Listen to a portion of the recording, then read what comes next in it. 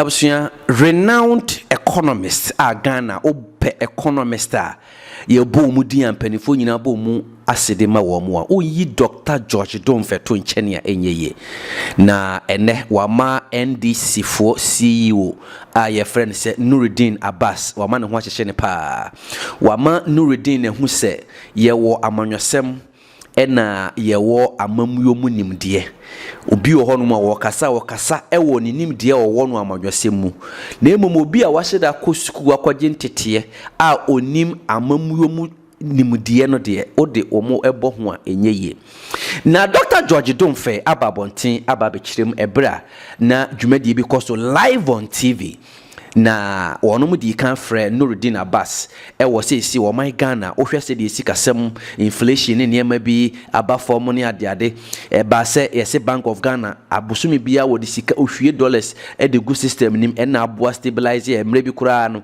IMF ne World Bank de krata bre Ghana fo sɛ ya hwɛ yie na sa artificial manipulation no ya ntwa so a de ahokyere bebre ye no eno ena sebi eda so aya ekoso eno dan chance so a contractors eye adwuma ne niema bi ese abani tuatua sika nyina abani hyeden tu sika mfangu system nim enti ama ase sika na wo man ne wo ne nyina no da so a egu akachi enti eba sa de bia no sika ne kosoro na eno ena Nuruddin Abbas ba no wonso nya adaje di ne nim dia wo ewo sika sem ne niema bebre mu ano ekire niema bebre no amu na okasa ya na eno achi ena Dr. George Domfe enso so ebae on say Nuruddin Abbas no on na ye CEO the man social investment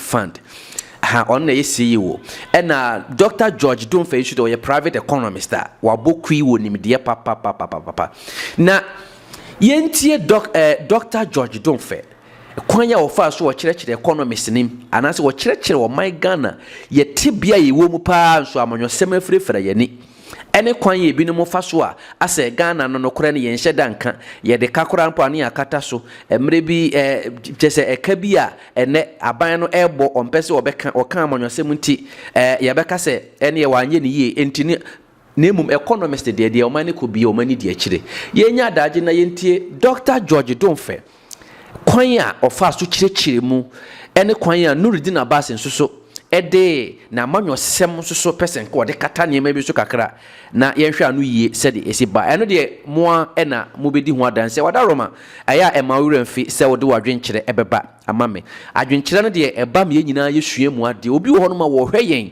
adwenya wonim paa wo enkomo a ekosue no yenya yete hampo no sɛ be yenim ti mesre ya na wa like video no so e de amame na do adwenkyerɛ so aba yenko ne kotie Dr. George Domfe oni Nuruddin Abbas banta a course one so yeko am IMF for April 2015 a standard credit facility now say ya be fiscal discipline ya de ti am say yesika na ye je no ya be di ni ye ya be di sika dodo na de ye di ni so no ya di ni sabe ya di ni nyansem Maminka se 2015 na ye call sa IMF no your primary balance no na it was negative 2016 na a negative 2017 Ghana recorded the first primary surplus in 15 years. I'm talking about first primary surplus. 2018 we had primary surplus.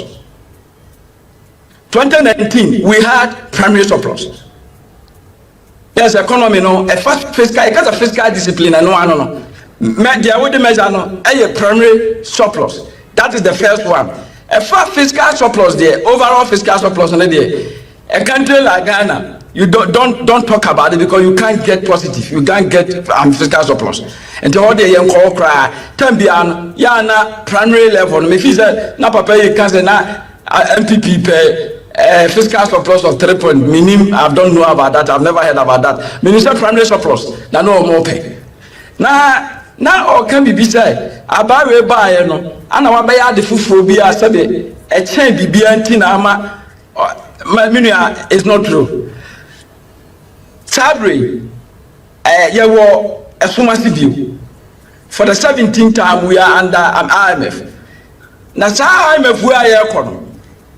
Yenia na ye krunchire nkrat enema bu nkrat aso say ye be yen hihye A B C D na IMF ema yesika ma yen fanye amsa hihye no enti 16 quantitative performance criteria and I put it together and you friend PCP post COVID economic program. Kama finance ministry omo yesa insese no me George Onfe no omo consult me until I know from A to B to Z of this policy and then for the next 36 months next month it's next May this year May we are in April next month next 36 months no the come of friend IMF the fiscal agenda, and so I mean, we were discussing about the same thing. This government has not changed the fiscal agenda they came to meet. And yet the same fiscal agenda. So the American, yet the primary surplus. And I said, you are meeting your fiscal projections. The year 2024, during the first half of the year, we recorded 0.7% primary surplus. Papi asema okay, I am in one watch say it is never true. Say, I mean the old government was not meeting the 16 quantitative criteria. Uncle year. George Onfe make say October 2023. After about 5 months, I say program that me IMF World Bank invited me. I was a delegate to their annual meeting. 10 days. We were in Marrakesh, one of the countries where of the IMF boss, and the two just said, why are they? Because of 2022, so many countries, it has never happened in the history of the world. They say countries be boom, so omo call my friend IMF. Osha Togo, oh yeah right, they went to an IMF. Left Cote d'Ivoire, they went. So many countries. They single out Ghana. So we've done so well, even in 5 months. And you know, who said I didn't know? You were your friend credit facility. That was 2022, right? Mr. No, me person me make up one. Okay. Mr. Who's the national organ? Arrangement today. We have found extended credit facility. And you almost promises on by $3 billion US. So 3 billion, young farm at the beginning of my 600 million. After 6 months, said quantitative performance criteria and 16, they came to praise us. Some why are there?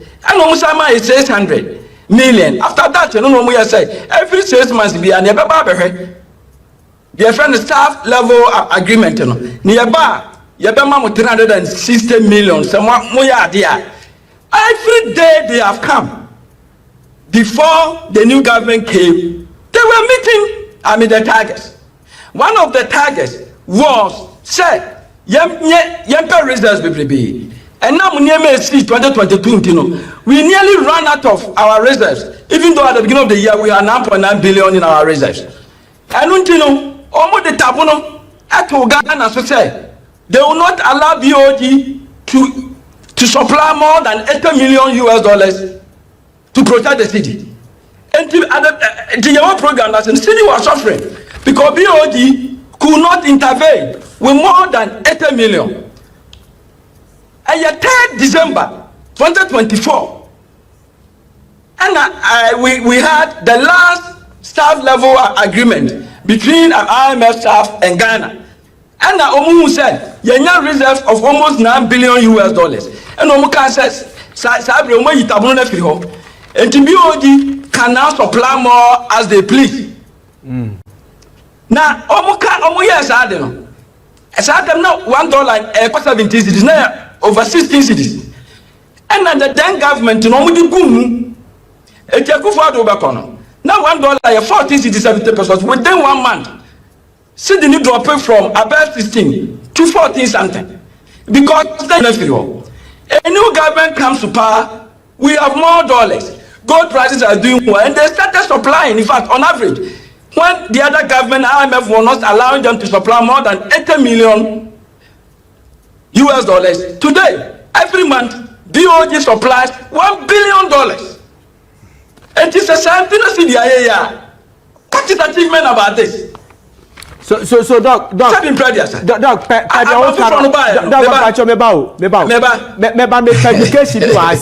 the question I want to ask is when the IMF catcher say you cannot spend $1 to a certain level. But later on, when the who see books here good, no, they allow you to push the dollar into the market, and now you drop it from 17 to 14.7%. Sorry, exchange rate, no. So the question will be say, exactly. Your dollar no as supporting you see, you know. Ama see the no why it is not new in the system, just like what Dr. Aziama Ayer. It's not new. No. But in fact, why do people have fact, to criticize what is happening right now is an artificial? Yeah, my main can intent I'm saying Ghana your exchange rate regime no. Your friend manage floating exchange rate regime. And floating, USA floating. The US there, market and quite determine the value of the US dollar. Ghana ya there no physical intervention. Say abana bepe dollar through Bank of Ghana. Na ya secondary forest abeto ogumuno. It's allowed. Mami kana obi anti say from Rollins peso, Kufuor peso, Mahama Mills, Akufuado. Obia Bank of Ghana intervene. Every time Bia Bank of Ghana intervene. Indeed, Tama. And then my year, they can't results no come from a mupase. Yenya bebrebe nto mu kan so mu ma supply no. Bank of Ghana was still supplying $80 million every month. It yenya new, but there you can say artificial. I mean, I'm interested. At the end, I must see the Nunya Valley. A demand and supply for foreign currencies. Sakobase foreign currencies no. Say nipa dodo ko abante so mu copy foreign currencies akokra ne ma na omu nsa anka bia na ma dollar no bo ayedene eno ana masidi ni seye enti there one way ni say Bank of Ghana and the dollar ni bi ba begum anytime a Bank of Ghana the dollar ba begum bia no your friend artificial obi a wire monitor economists be better because no obi na enye economy na ho odene de anya artificial ni yen fan say abaya sisi factories bebrebe ama enema bi anke de dollar ne be kwa ama no ne akokra no ene ye bi wa ya sorry ya de over billions of dollars ekotom ya bi amu bebrebe wa antina yen kra a mobile. Ya de over $1 billion eco crack cars. Ya cars want in there, yan crack cars. Toothpick idea sim. Ya de dollar koto. And then ya beer factories where you toothpick and yan crack. So we yes at the demand for dollar. Adia bakoma demand for dollar cost rupano. And demand for import products. It is a way to make a importer. Demand for dollar never buffer. Say demand never former. Naturally, still will be very strong. And no near artificial. And no a economy na more than it. And the air producing near maybe and get the dollar and the Coco Tontino. Ama sad situation number. Okay. And no in economics. And I monitor economics. No. Your friend no artificial. Na papa said ababi ewo akwanya na gold boy then when you more gold and inflows until every month what the $1 billion kokuma artificial say bibi ko sina gold boy ko forma abani nya 1 billion and supply again that restructuring yeah can offer that say you know and I'm saying to you and then we pay only the flows, we don't pay the stock. Now from 2027, you be foreign stock. Utia, your Bank of Ghana in the Piama abai. For the past 4 years, the Pia, yes, yes, that's a Bank of Ghana growing with wa bontene no ono na extra $1 ko tua car they will be overburdened. They can't do this. Omutimi entino enti artificial. Dog, respectfully, the oka so omutimi no a projection and I say meaning how to put it say one kasa na ofi say ATM maso and I say you doubt the might of the government, the runners of the economy. Machile say sabra me no say you are 14.5 billion. This is the highest nominal raise we have. Okay. Until then, the highest was 11 billion in 2019. All right. Yes. But in spite of that, Sasika we Dawson. Machila was Kana ye did $1 carbon Tinko. You said that restructuring last year. Now you did Eurobond, you did 13.1 billion. Almost the 4 points. Almost the attire. Almost the attire. Suspended payment of the stock component of all external debt. Okay. Bilateral. All right. Commercial. Eurobond. It's from 2027 going, you know. Yeah, but that's here. It is a buyer to me and yes, that's it. Yes, I say, because we go 2022. That Ekobasana, Bank of Ghana, Onya, Akwenya said that you are the 1 billion Baby Gumsa the again. Some 1 billion Bank of Ghana Digumuno. One single reason why there is a gold. And the Senyamia Moa, Nancy. Go. A contract go through 6,000 per ounce. It's that about 4,700. Ya reye enche bi abenfie mi minimum na 1,700. Se gold do not take off from 2,000 krana. The capacity of Bank of Ghana to intervene, it will be compromised. And you want to mean yet?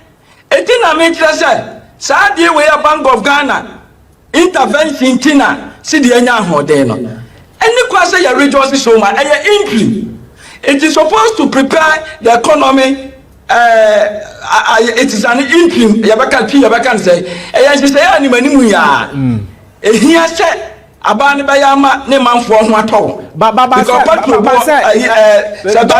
do ye ka interim ya wo kan wasemi ne se aban so obey sad na ache se bibi beje nsem a ye fa se obo ya obo take you off and start that program no se bibi beje nsem a 1 year 3 months and I say 4 months this government and every government we should have seen something.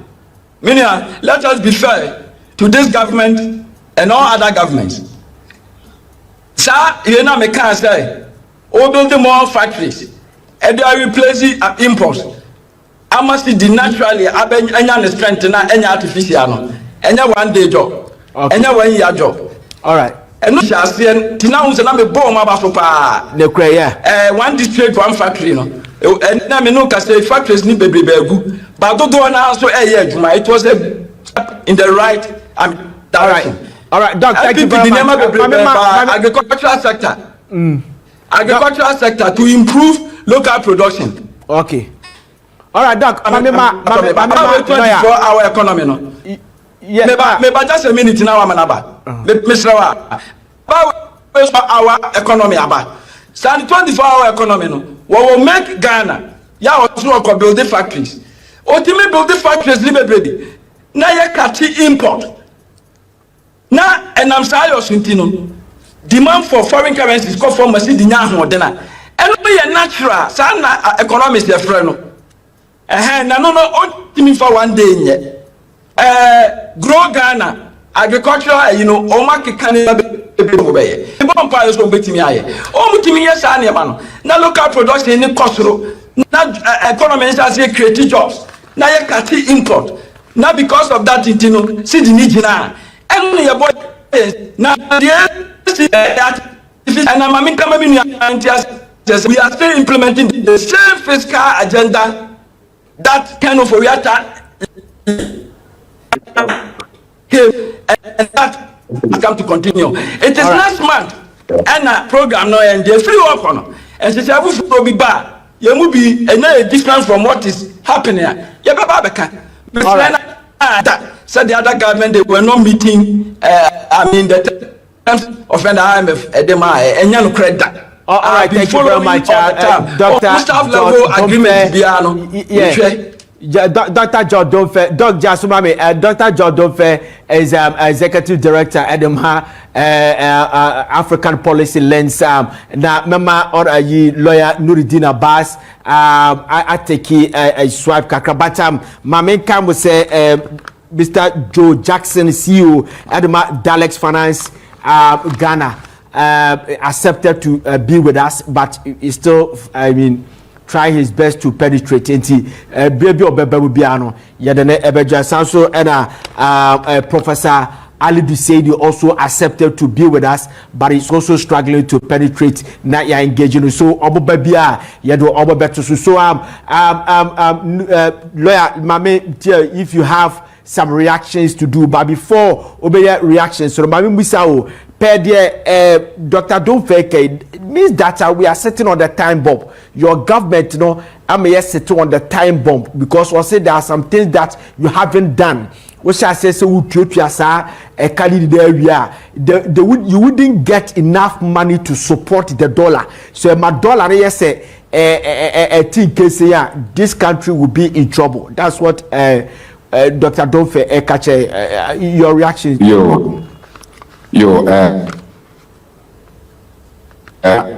Abotretie Dr. Donfe pa o kan sembe fa IMF program ni nyina na ngina 16 quantitative performance criteria ya no kre o ka se nyame ka se mudodo no even under IMF program na PPM ni tino de ya no kre me pesa ye quantitative criteria no one ziga na wankasa wo man mu ha. Okay. Na de okaso mo meeting ni nyina no ya hwese no kresa o 16 quantitative criteria no ba ko ane edimu ntintimai one of the criteria exchange rate stability.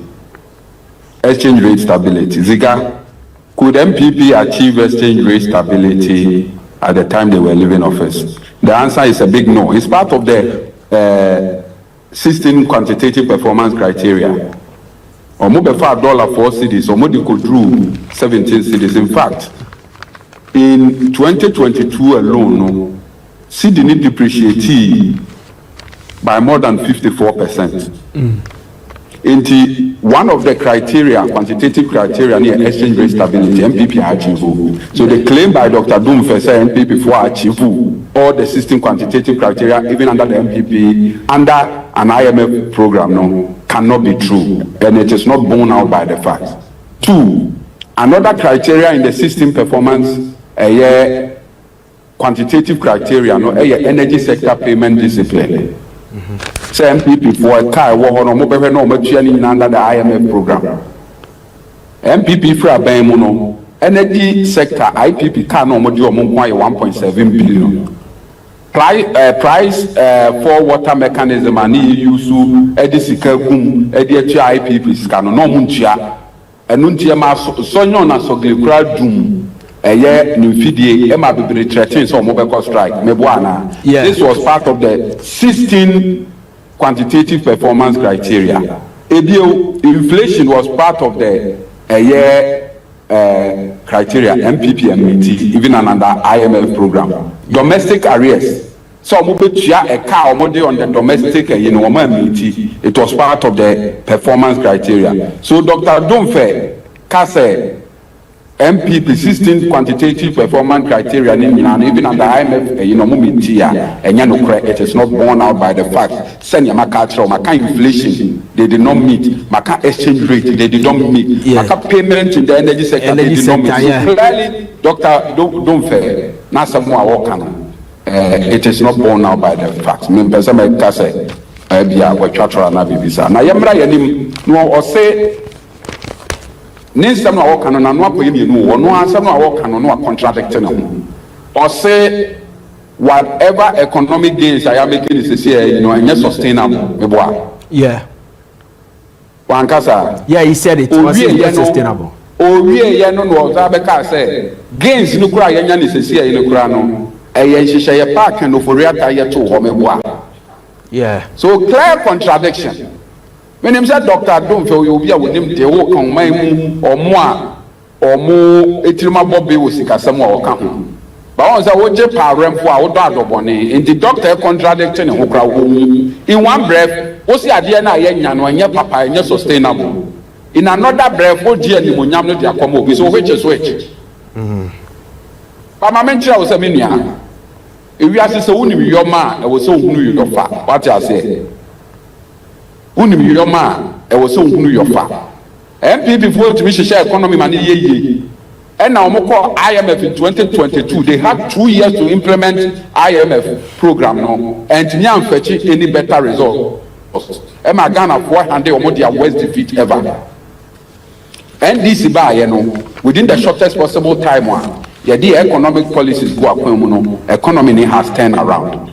Oh, so economy no ntimi anye oh ye de obetimi bia economy na ntimi anye wo ka kire say ye ko IMF a problem nyina be solve ye ko IMF ye problem nyina anye dey answer NDC by the credibility of your economic policies no manfo bebre nya gidie there was you are doing for say economy no matter how good your policy are, if you are not credible, your policy will not yield any positive results because economies principally run on confidence.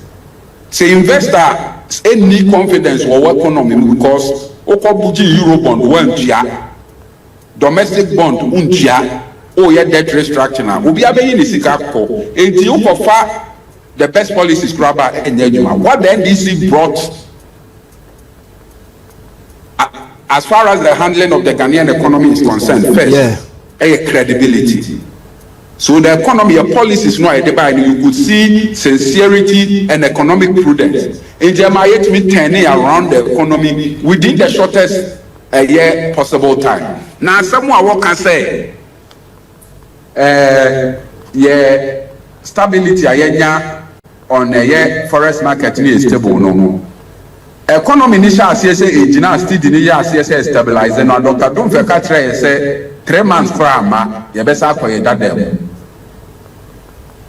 ziga utie bitio pa Dr. Domfe ka try say stability no aba wo yesidi no no artificial na in a matter of 3 months aban dollar san ye be go back to square one. In Sri Lanka, 3 months a term, 6 months a term, 9 months a term, 1 year term, 1 year, 3 months still economy near the age now. So you should tell Dr. Domfe say, Niesi work a more answer cry economy noir or more edim word man or money or more. But now dog say lawyer dog say yes fine. There are some things be a somewhere a can be a semu tuane sa no mano semo sha se semu tuase sikanoa sa e kanoa pressure beba so you wouldn't get enough money to support the city. You see MPP e kanoa da hono hwan about to ni na county ni kwan say Dr. Domfe mo omo kasa nke wo so mo de MPP graba ye equation ni between 2022 and 2024 debt servicing obligations here mature ke also aban ni tua aban ye dey or front loaded to ade any share 2025 2026 2027 2028 and the gu aban so say e be duro no mo de omu ni aban mo na aban dada ne ba na nka be bo ne so na economy no aye dey abo na ka no Dr. Domfe ka no hwan na say e ka no ye hia ase ntua why the catcher Dr. Domfe say e ka no ye hia ase ntua e ka no a wo ka ho asem no in 2025 alone we paid more than 10 billion of sa no a wo ka na asem yes in 2026 afi we nko ano e ye be 50 billion but empanimfo a ekura ye sikasemu a omo chinchim ne mfuma na me yate ase se o ma ye nhyehyeye pa omo betua they will never default said the MPP before ye no nti ama confidence aba e wo ye economy ni nti e ka e da ho no ye nhyehyeye boni anana do ye ba ba we kura ba ye no wa ye nhyehyeye pa wo ye dey o ye na e ye last year first quarter Dr. Dumfe come once a month yetua $650 million last year Eurobond 31st December 2025 you said you have $750 million na na do ja ho yetua last year nkwano yetua more than $1.5 billion in servicing the debt at Dr. Dumfe Ekano. 2026, yetua a domestic debt to one yetua about $10 billion Ghana cedis already. And he said Dr. Dumfe Ekano say shasi Ekano you see Kano be ahun de be from no Ekano de dollars so de yesi do ya shasi tia. But you see but ya shasi tia. But ya see Kano so conform. And he say Dr. Dumfe, economic theory, no award, no. Yeah, we are looking at the practicalities. Now, someone who can say, you see, Kasemwa, ye 2 1 amount CI, you know. Ya nyen maybe Sikasem no, ebe conform no. Yes, we are saying, you know, Sabia so Sabia Yan, approach in the build the economy. Of course, there are known, tried and tested economic models they are yield the results. So per se usika samjina. I was say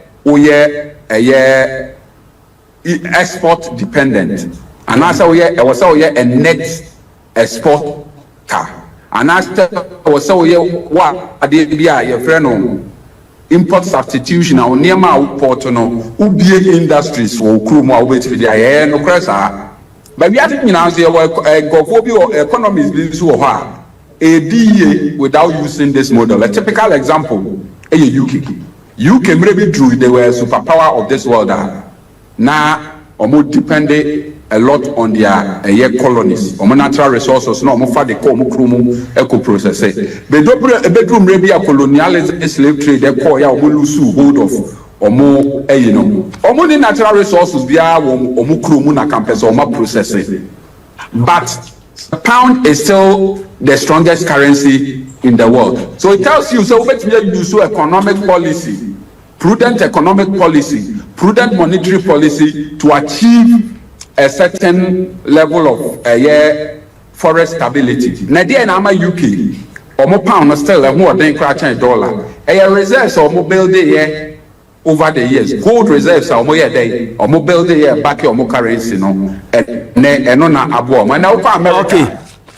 Most of or more near my hono or my outsourcing it to China because of the cheap cost of production, you know. But still American dollar, and even though hono or massa outsourcing we bring, but or more you know agent or monaso a proper fiscal and monetary policy or more using here now more mako drew baby or medri yet. All right. As someone Dr. Dumfe can never be no credit. The Ghana you bet me a jina ya.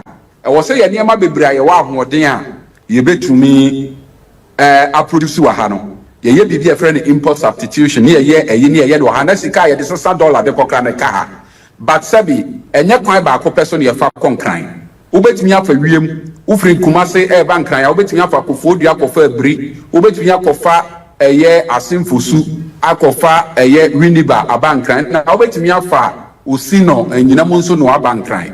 So and then whilst we are looking at the long term import substitution, a bit new man, you better build the economic resilience. No, within the short term, no, you go the CCAR under NPP, not China for any India for a economy, and then a buy gold nano. All right. Not Bank of Ghana called GC commercial banks. No, hello, Bank of Ghana, and him say hello, Majoteminka. Yeah, me talk just 30 seconds to wrap up, mommy, Mr.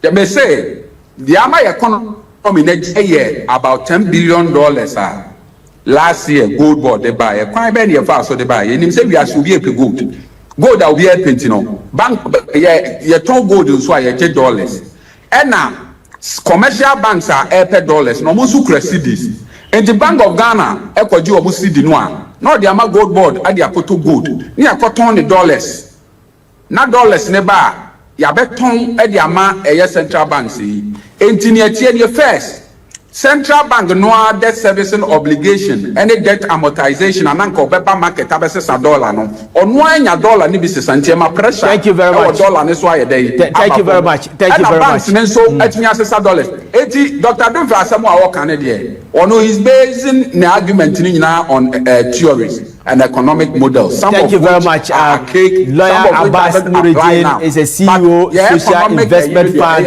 and yes, a Social Investment Fund Chief Executive Officer. Lawyer, we thank you very much for your time today. We thank you very much. Honorary Saye, Communication Director, Edema, National Democratic Congress in Ashanti Region, Ghana to be the National Communication Director. Thank you very much. The last 7 minutes, Farmer lawyer, sorry, Dr. Domfena, Doc, reaction. So, Doc, let's go. Yeah, me reaction, and it's a do who because nipa na one the all kasa maminka me pacho I'm 14 to mami time kakra me so and someone na papa no busa wona o just say me kan no ono mu is very ignorant about how the economy works. Mr. Wa understand so be frame o program so many politician can me against someone who has expertise in the economy. I don't mind if it is at forcing. I don't mind if it is the man who was coming on the program. Also, he tried talking about MPP government. I never worked with the MPP government. But let us even say, I'm a finance minister for MPP. I'm putting it on record, say, all the staff level agreements now, when they came, they were satisfied. And until the moment any program. Because you can say extended credit facility. The children say, and I'm moving a person too. And the idea A, B, C, D, S, O, Y. But so means you have no program, no, young country, and the on one tears here. He has no any more about the say, oh, my cousin inflation, I don't want to me. I mean, it is so bad. Oh, man can say, yes, yes, of inflation, 1% and not 0. That was not it. Yes, the Eco program, no inflation was over 40%. So what I say, at the time, the almost the yes, any why the inflation is dropping, almost say inflation should be dropping. No can be said of exchange rate, almost say the Ababa say. And yes, I quantitative of criteria, not a reserves. Reserve now or more can and he doesn't understand. I'm a lawyer. And me feels a law as some bar. Now what friend? Now cofa economy as some no will be a stabbing previous. Meaning bet me a reason together. A copassi answer a man for Muti and only to because he was feeling out total ignorance. Only we say for economy now. Mammy can't have been killed. What's the MPP can or Mumpia? That is a lie. You're rolling circle. Or the total debt stock of $7.1 billion.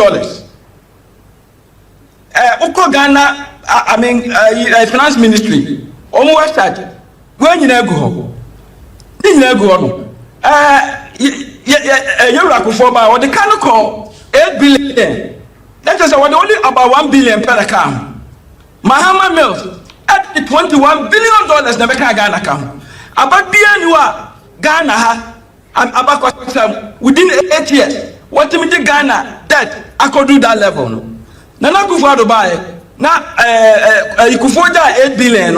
Mills Mahama they call 29.2 billion. Uncle Ridi.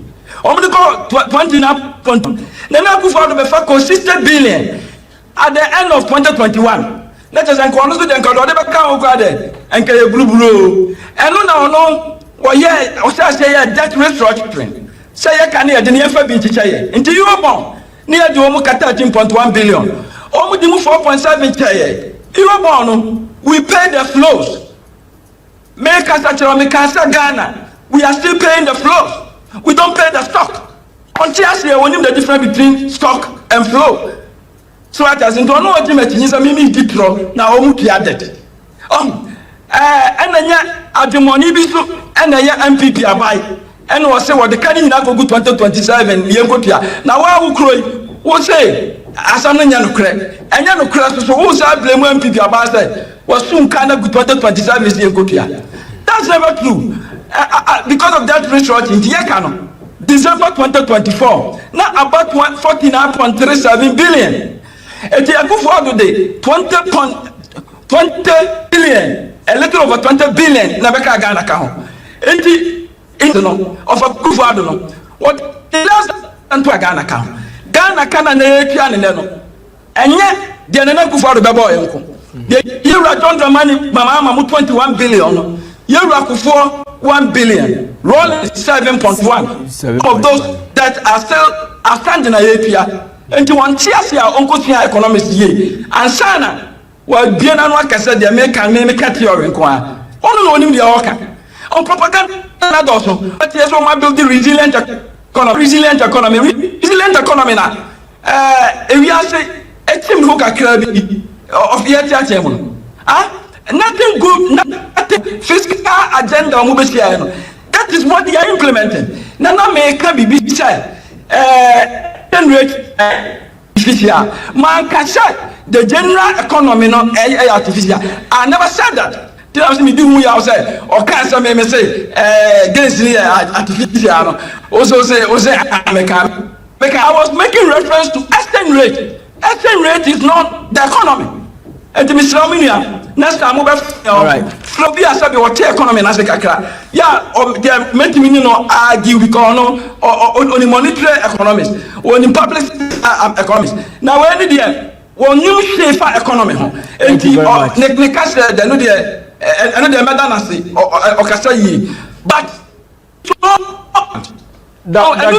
young president Nama. Or say economy now is resilient. Who told you? Say Ghanaian economy is resilient. Right? Come because the U.S. economy, is resilient. Our economy is not resilient. It's so fragile. We haven't done enough. Very resilient. I say yes, this is factors. I create jobs for our people. Thank you very much. 500,000. Yeah, thank you very much. You call this that economist? Apart from dollar now. Still no go into no dollar baby by apart from that, yeah, I'm a